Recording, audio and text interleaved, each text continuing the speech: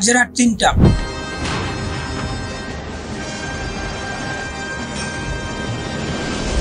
বাংলাদেশের আকাশে অজানা শব্দ, বন্দরে হঠাৎ বিস্ফোরণ, বিদ্যুৎ চলে যায় দেশ জুড়ে। পরের দিন সকালে চোখ খুলে জানতে পারি আমাদের বাংলাদেশের একটি সামরিক ঘাঁটি ধ্বংস করে দিয়েছে অজ্ঞাত এক শক্তি।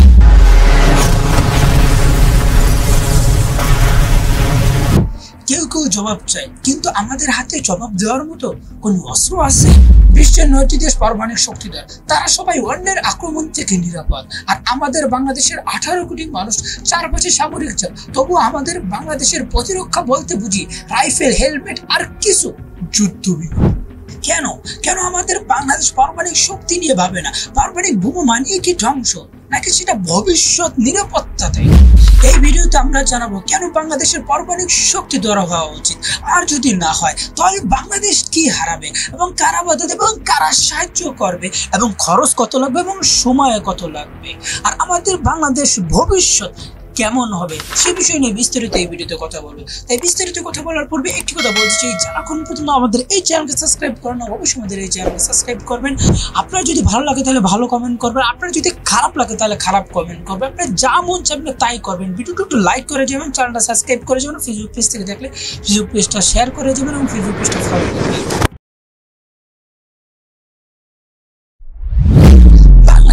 একদিকে সমুদ্র, অন্য ৩ দিকে সীমান্ত, মায়ানমার, ভারত এবং চীন, এশিয়ার সবচেয়ে সেনা সঙ্গীয় অঞ্চল। এমন একটি দেশ আমরা বসবাস করছি যার ১ ইঞ্চি সীমান্ত নিয়ে উত্তেজনা হতে পারে। সেই দেশ কি শুধু শান্তির বার্তা দিয়ে বাঁচতে পারবে? আমরা ছোট, কিন্তু চারপাশে যারা আছে তারা বড়, অনেক বেশি সামরিক শক্তিশালী। ভারত পারমাণবিক শক্তিধর, একাধিক যুদ্ধ প্রস্তুতঘাতী। মায়ানমার চীন সমর্থিত সামরিক জান্তা, আর চীন বিশ্বের সামরিক শক্তিধর এবং পরাশক্তি। এই পরিস্থিতিতে বাংলাদেশকে আজ না হোক কাল ভাবতেই হবে সেলফ ডিফেন্সের শেষ সীমানা কোথায়। কারণ আজ যারা আমাদের বন্ধু আছে, কাল তারা কি হবে তা কেউই জানে। প্রথম কারণ ভৌগোলিক ঝুঁকি। বাংলাদেশের সীমান্তে প্রতি বছর কয়েকশো অনুপ্রবেশের খবর। ভারতীয় সীমান্ত রক্ষীরা গুলি চালায়, কূটনৈতিক ভাবে আপোষ। সিটিওতে চীনের বেস তৈরি হলে সরাসরি নৌ সক্ষমতার চাপ, সেন্ট মার্টিন এবং চট্টগ্রাম রুটে নজর, এবং আমাদের কাছে ফাইনাল ওপেন বা ভয় দেখানোর মতো কোনো অস্ত্র নাই। দ্বিতীয় কারণ মুসলিম বিশ্বের নেতৃত্বের শূন্যতা। আজ মুসলিম দেশগুলোর মধ্যে একমাত্র পারমাণবিক শক্তিধর রাষ্ট্র হলো পাকিস্তান, বাকি সবাই প্রতিরক্ষায় দুর্বল। বাংলাদেশের মতো অর্থনৈতিকভাবে স্থিতিশীল এবং শান্তিপ্রিয় রাষ্ট্র যদি পারমাণবিক শক্তি অর্জন করতে পারে, তাহলে সেটি মুসলিম বিশ্বের জন্য এক নতুন আশার প্রতীক। তৃতীয় কারণ সম্মান এবং কূটনৈতিক শক্তি। জাতিসংঘে ভোট এবং পারমাণবিক শক্তিতে ভোট আছে, এবং বিশ্ব দরবারে পারমাণবিক ক্লাবের আলাদা মর্যাদা রয়েছে। ইসরায়েল এবং উত্তর কোরিয়া শুধু অস্ত্র থাকার কারণে সবাই তাদেরকে গুরুত্ব দেয়। বাংলাদেশ যদি এই ক্লাবে ঢুকে পারে, তাহলে কেউ আর বাংলাদেশকে অবহেলা করতে পারবে। আত্মরক্ষা ক্ষমতা কয়েক গুণ বেড়ে যাবে, বিশ্ব কূটনীতিকে মর্যাদা বাড়বে, এবং প্রতিবেশীদের চাপ কমবে। ব্যবসা এবং আন্তর্জাতিক বিনিয়োগে আস্থা বাড়বে। মুসলিম জগতে একটি নতুন নেতৃত্ব আসবে। আজ সময় এসেছে জিজ্ঞাসা করার, আমরা কি শুধু বাঁচতে চাই, নাকি মর্যাদার সঙ্গে মর্যাদা নিয়ে বাঁচতে চাই? ধরা যাক বাংলাদেশ সিদ্ধান্ত নিল আমরা কখনোই পারমাণবিক বোমা বানাবো না। দারুণ, আমরা শান্তি পেও, কিন্তু শান্তি ধরে রাখতে হলে কি শক্তির দরকার হয় না? যদি আপনার কাছে চূড়ান্ত শক্তি না থাকে, তাহলে কেমন পরিস্থিতি হবে আপনার? ১. সীমান্ত চলবে নীরব শাসন, বিএসএফ গুলি চালাবে, আমরা নোট ভার্বাল পাঠাবো। মায়ানমার গোলা চড়বে, আমরা জাতিসংঘে চিঠি পাঠাবো। সীমান্ত দিয়ে কেউ ঢুকবে, আমরা জাহাজ দিয়ে ডেকে বলবো গো ব্যাক, গো ব্যাক। আমরা যদি এখানে পারমাণবিক শক্তিধর হতাম, তাহলে আমাদের আর প্লিজ বলতে হতো না, আমাদের বলা এটাই তাদের জন্য যথেষ্ট হয়ে যেত। দ্বিতীয়, কূটনৈতিকভাবে গুরুত্ব দেবে না। শক্তিধর দেশগুলো কার কথা আগে শুনে? যারা শক্তিশালী। আপনি যদি G20 এবং UN এবং OIT দিয়ে নিজের পরিচয় তুলে ধরতে চান, তাহলে আপনাকে সামরিক খাতে এমন কিছু দেখাতে হবে যেটা দেখলে শত্রু ভয় পাবে। এমন কোন সামরিক খাতে শক্তিশালী কোন জিনিস দেখাতে হবে। শুধু অর্থনীতি নয়, বিশ্ব কূটনীতিও চলে পাওয়ারের উপর দিয়ে। পারমাণবিক শক্তি তার সব থেকে বড় ভাষা। ৩. উদাহরণ ইউক্রেন, লিবিয়া এবং ইরাক। ইউক্রেন 1994 সালে পারমাণবিক অস্ত্র ছেড়ে দেয়। আজ তার ভাগ্য রাশিয়া তার উপর আক্রমণ করেছে। লিবিয়া বোমা ছাড়লো, গাদ্দাফির শাসনের অবসান হয়েছে, এখন সেটা ধ্বংসস্তূপে পরিণত হয়েছে। ইরাক সন্দেহের বাসনে সেটা এখন ধ্বংসস্তূপে পরিণত করেছে। অস্ত্র না থাকা মানে আপনি কখনোই নিরাপদ না, আপনি সব থেকে দুর্বল মানুষ পৃথিবীর। 4, ভবিষ্যৎ প্রজন্ম নিরাপত্তাহীনতায় থাকবে। আমাদের ভবিষ্যৎ প্রজন্মের জন্য আমরা কিছু রেখে যাচ্ছি। বাংলাদেশ যদি দুর্বল হয়, এখন থেকে 20 বছর পরে আমাদেরকে আর কেউ ভয় পাবে না, নাকি আমাদের ছেলেমেয়েরা ভয় পেয়ে থাকবে অন্য দেশের চাপ। সীমান্ত সমস্যা বাড়বে, আন্তর্জাতিক কূটনীতিতে গুরুত্ব কমবে, ভবিষ্যৎ নিরাপত্তা থাকবে প্রশ্নবিদ্ধ। আমরা হব নিরস্ত্র এক জাতি এবং অন্যের উপর নির্ভরশীল একটি জাতি। প্রতিদিন সীমান্ত গুলি চলে, প্রতিদিন পিছনে পড়ে থাকে প্রতিরক্ষায়। আমরা কতদিন বিনয় হয়ে থাকবো যখন চারপাশে সবাই দানব হয়ে উঠছে? তখন আমরা যদি বিনয় হয়ে থাকি, তখন আমাদের পরিস্থিতি কোথায় গিয়ে দাঁড়াবে? পারমাণবিক বোমা মানেই কি যুদ্ধ? না, প্রকৃতি পারমাণবিক শক্তির আসল কাজ হলো যুদ্ধ ঠেকানো। সেটার নাম হলো ডিটারেন্স, অর্থাৎ ভয় দেখিয়ে যুদ্ধ ঠেকানো। ডিটারেন্স যুদ্ধ ছাড়া যায়। ভারত পাকিস্তান 70 বছর ধরে বড় কোনো যুদ্ধ হয়নি, কারণ দুই দেশের হাতে পারমাণবিক বোমা আছে। উত্তর কোরিয়া কি সব দেশ ঘৃণা করে, কিন্তু আক্রমণ করে না, কেননা তারা সকলেই জানে তাদের কাছে পারমাণবিক শক্তি আছে।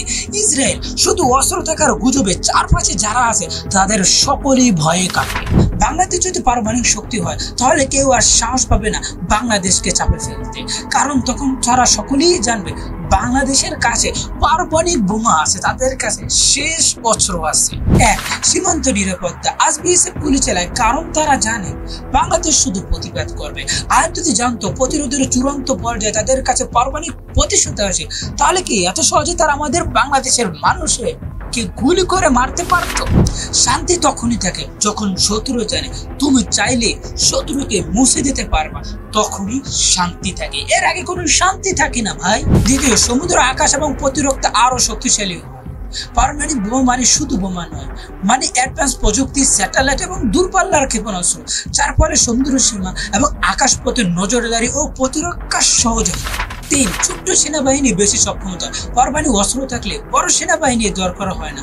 কম সক্ষম সেনা কিন্তু অনেক শক্তিশালী, অর্থাৎ কম খরচে অনেক শক্তিশালী একটি সেনাবাহিনী আমাদের বাংলাদেশ পাবে। 4, বিদেশি হস্তক্ষেপ কমবে, কেউ আর আমাদের বাংলাদেশকে ছোট করে দেখবে না। সন্ত্রাসবাদ দমনে এবং জাতিগত সমস্যা কূটনৈতিক আলোচনায় আমাদের বাংলাদেশের কথাও গুরুত্ব পাবে। সীমান্ত নিরাপত্তা, ভয় দেখিয়ে গুলি ঠেকানো যাবে। যুদ্ধ প্রতিরোধ এবং বড় শক্তিশালী রাষ্ট্রগুলো আমাদের বাংলাদেশকে আক্রমণ করবে না। কূটনৈতিক এবং সামরিক সম্মান, বিশ্ব মর্যাদা বাড়বে। সেনা খরচ কমবে, স্মার্ট ফোর্স তৈরি হবে। পারমাণবিক বোমা মানে শুধু ধ্বংস নয়, এটি হলো ধ্বংসের ভয় দেখিয়ে শান্তির চূড়ান্ত কৌশল।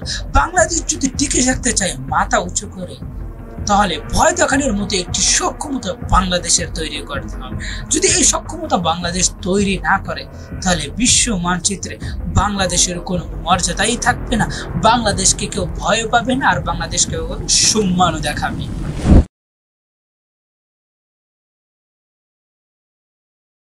আপনি যদি পারমাণবিক শক্তিধর হতে চান, তাহলে জানবেন এটা শুধু একটি দেশের সিদ্ধান্ত নয়, এটা বিশ্ব রাজনীতির একটি বড় সংঘর্ষ। কারণ পৃথিবীর বড় শক্তিশালী রাষ্ট্রগুলো চায় না এই ক্লাবে অন্য কোনো দেশ ঢুকে পড়ুক, বিশেষ করে কোনো মুসলিম সংখ্যাগরিষ্ঠ, দ্রুত উন্নতশীল এবং কৌশলগতভাবে গুরুত্বপূর্ণ দেশ।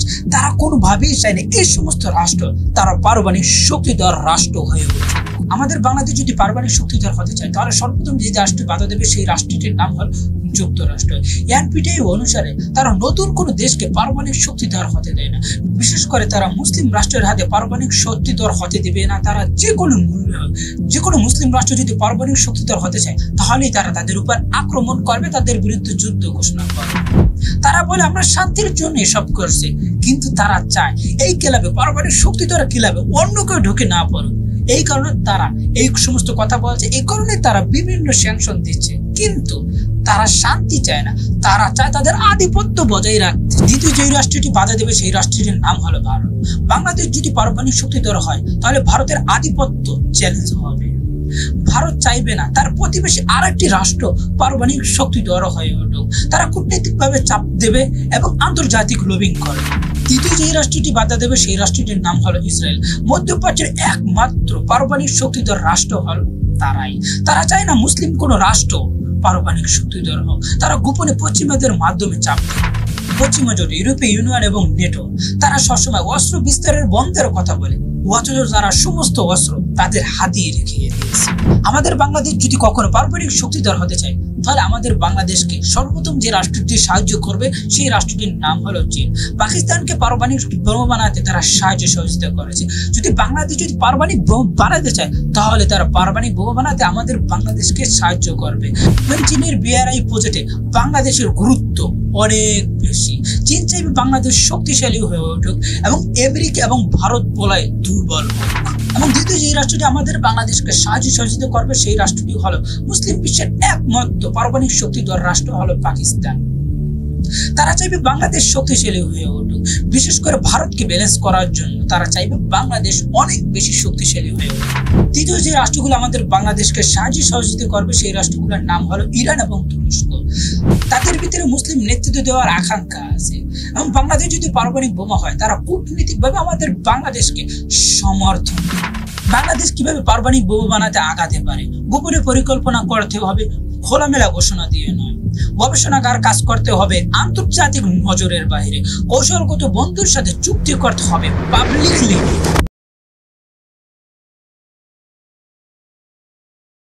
ধরা যাক বাংলাদেশ সিদ্ধান্ত নিলো আমরাও পারমাণবিক শক্তিধর হব। এখন প্রশ্ন হলো কত টাকা খরচ হবে, কত বছর লাগবে এবং আমাদের সেই সক্ষমতা আছে, আমাদের কি সেই সামর্থ্য আছে? প্রথমে খরচের হিসাব। উদাহরণস্বরূপ পাকিস্তান 1974 সাল থেকে 1998 সাল পর্যন্ত প্রায় 25 বছরের প্রোগ্রাম সফল হয়েছে। আনুমানিক খরচ হয়েছে 3 বিলিয়ন থেকে 6 বিলিয়ন ডলার। উত্তর কোরিয়া বাজেট কম, তবে সময় অনেক বেশি লেগেছে এবং চীন এবং রাশিয়ার সহায়তায় গোপনভাবে তারা সফল হয়েছে। বাংলাদেশের আনুমানিক হিসাব ইউরেনিয়াম সমৃদ্ধ এবং গবেষণায় 2 বিলিয়ন থেকে 3 বিলিয়ন, প্রযুক্তি এবং বিজ্ঞানী উন্নয়নে 1 বিলিয়ন থেকে 2 বিলিয়ন, ক্ষেপণাস্ত্র এবং ওয়ারহেড প্রযুক্তি 2 বিলিয়ন থেকে 3 বিলিয়ন, নিরাপত্তা এবং সুরক্ষা এবং লুকানোর খরচ 1 বিলিয়ন থেকে 2 বিলিয়ন ডলার। মোট আনুমানিক খরচ 6 বিলিয়ন থেকে 10 বিলিয়ন ডলার পর্যন্ত। আর সময় 10 বছর থেকে 15 বছর লাগতে পারে। আর যদি কারো সাপোর্ট পাওয়া যায়, তাহলে 7 থেকে 8 বছরের ভিতরে সম্ভব একটি পারমাণবিক বোমা বানানো। কি কি লাগবে? ইউরেনিয়াম এবং প্লুটোনিয়াম সমৃদ্ধকরণ প্রযুক্তি, উচ্চমানের নিউক্লিয়ার এবং ফিজিটিস্ট এবং ইঞ্জিনিয়ার, গোপন সামরিক ল্যাব এবং ভূগর্ভস্থ পরীক্ষা, ব্যালিস্টিক মিসাইল এবং ক্যারিয়ার প্রযুক্তি এবং বিশ্ব রাজনীতির মধ্যে কৌশলগত অবস্থা। এই কাজ সহজ নয়, কিন্তু অসম্ভব নয়।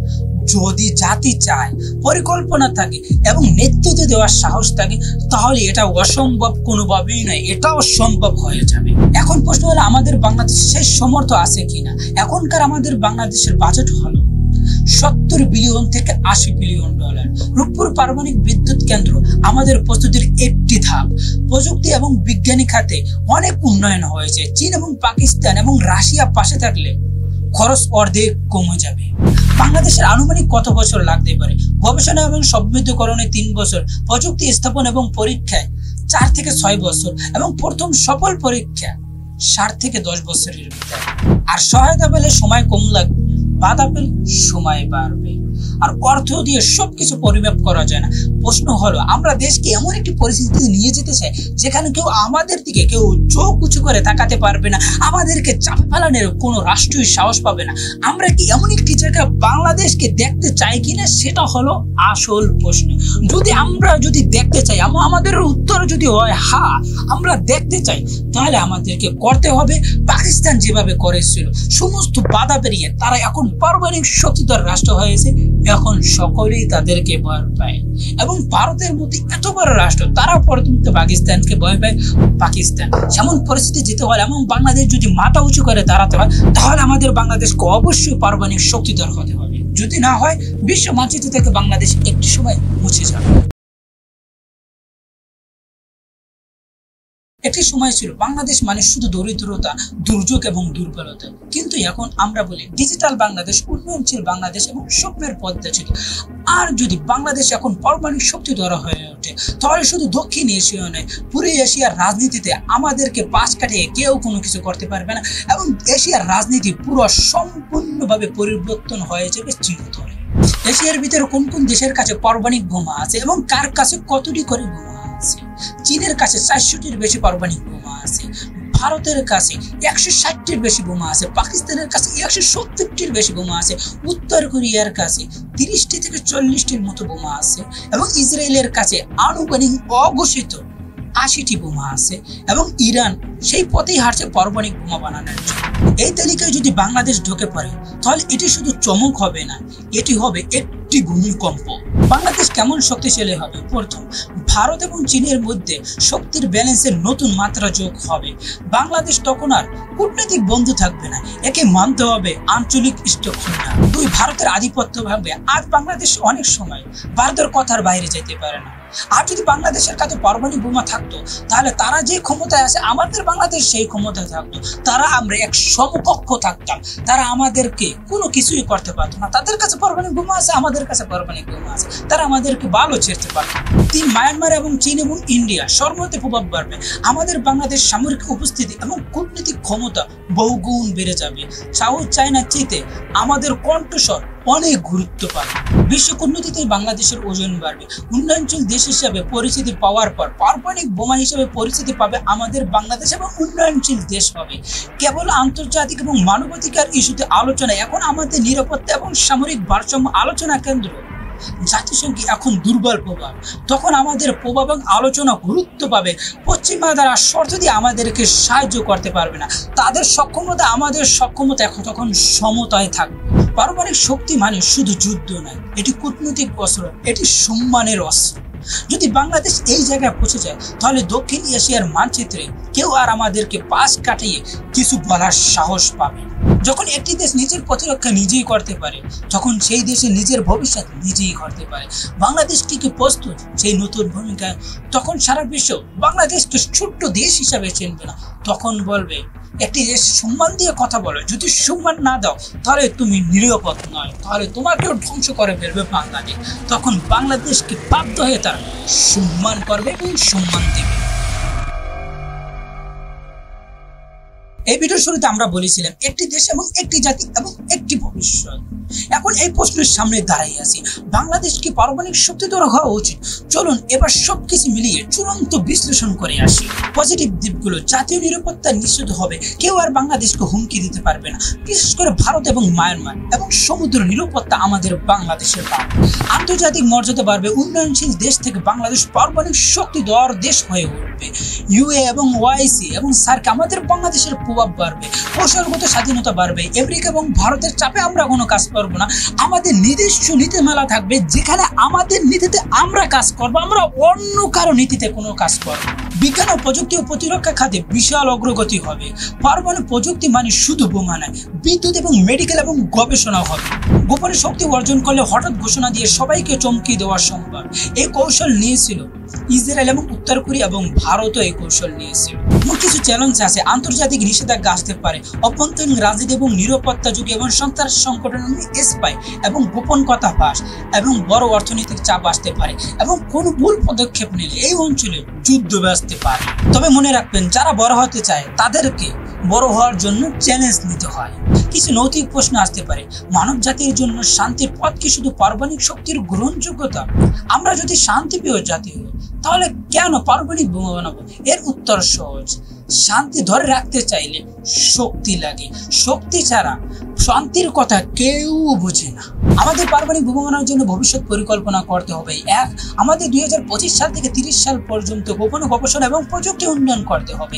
দুই, 2030 সাল থেকে 35 সাল পর্যন্ত ক্যারিয়ার মিসাইল এবং সুরক্ষা নেটওয়ার্ক করতে হবে। 2035 সাল থেকে 40 সাল পর্যন্ত প্রথম সফল পারমাণবিক পরীক্ষা করতে হবে, এবং 2024 সালে আমাদের বাংলাদেশ যেন 10 নম্বর নিউক্লিয়ার বোমার অধিকারী হয় আমাদের বাংলাদেশ, সেই পরিকল্পনা আমাদেরকে এখনই করতে হবে।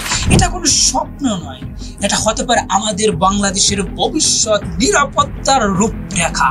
এখন প্রশ্ন একটাই, আপনি কি চান বাংলাদেশ দুর্বল থাকুক আর আপনার প্রশ্নের উত্তর যদি না হয় তাহলে আপনি চান বাংলাদেশ এমন এক শক্তিশালী হোক যাকে কেউ অবহেলা করতে পারবে না, যাকে কেউ হুমকি দিতে পারবে না। উত্তর আপনার। আপনাকে একদিন সিদ্ধান্ত নিতে হবে শান্তির জন্য শক্তি এবং পারমাণবিক শক্তি কতটা প্রয়োজন। এই ভিডিওতে কথা বলে আমাদের বাংলাদেশে পারমাণবিক বোমা বানানো কতটা দরকার এবং আমাদের বাংলাদেশ যদি পারমাণবিক বোমা না পায় আমাদের বাংলাদেশের কত বড় ক্ষতি হবে সে সমস্ত বিষয় নিয়ে এই ভিডিওতে। এই সমস্ত বিষয় নিয়ে যে আপনাদের সামনে কথা বললাম, এই বিষয়গুলো নিয়ে আপনাদের কি মন্তব্য? এবং আমাদের বাংলাদেশ যদি পারমাণবিক বোমা না বানায় তাহলে আমাদের বাংলাদেশের মানচিত্র বিশ্ব মানচিত্র থেকে মুছে যাবে। আমাদের বাংলাদেশের পরিস্থিতি সিকিম হায়দ্রাবাদের গোয়ার মতো পরিস্থিতি হবে এবং গোয়ার মতো সিকিমের মতো পরিস্থিতি হওয়ার আগে আমাদের বাংলাদেশকে ঘুরে দাঁড়াতে হবে। যদি আমরা ঘুরে না দাঁড়াই বিশ্ব মানচিত্র থেকে আমাদের বাংলাদেশের মানচিত্র মুছে যাবে। তাই আমাদেরকে সতর্ক থাকতে হবে, আমাদেরকে কথা বলতে হবে, এখনই আমাদেরকে গবেষণা করতে হবে গোপনে, সরাসরি না ভাই। সরাসরি আমাদের বাংলাদেশ যদি গবেষণা করতে যায় তাহলে আমাদের বাংলাদেশ বিশ্ব মানচিত্র থেকে উড়ে যাবে। তাই গোপনে আমাদের এখনই পরিকল্পনা করতে, আমাদেরকে এখনই আগাতে হবে। তাই ভালো থাকবেন, সুস্থ থাকবেন, চ্যানেলের পাশে থাকবেন। যারা এখন পর্যন্ত আমাদের এই চ্যানেলকে সাবস্ক্রাইব করেন অবশ্যই আমাদের এই চ্যানেলকে সাবস্ক্রাইব করবেন। আর যারা ফেসবুক পেজ থেকে দেখতে আসেন অবশ্যই ফেসবুক পেজটা ফলো করে রাখবেন। আমাদের এই ভিডিওটা যদি আপনাদের ভালো লাগলে ভালো বলবেন, খারাপ লাগলে খারাপ বলবেন। অবশ্যই আপনারা পরে যাবেন, একটি ভিডিওতে লাইক করে যাবেন, একটি কমেন্ট করে যাবেন, নিজস্ব কোনো মন্তব্য অবশ্যই নিচে কমেন্ট করে জানাবেন। আর পারমাণবিক বোমার ব্যাপারে আপনার কি মন্তব্য সেটা অবশ্যই নিচে কমেন্ট বক্সে আপনাদের জন্য অবশ্যই নিচে কমেন্ট করে আমাদেরকে জানাইয়া যায়।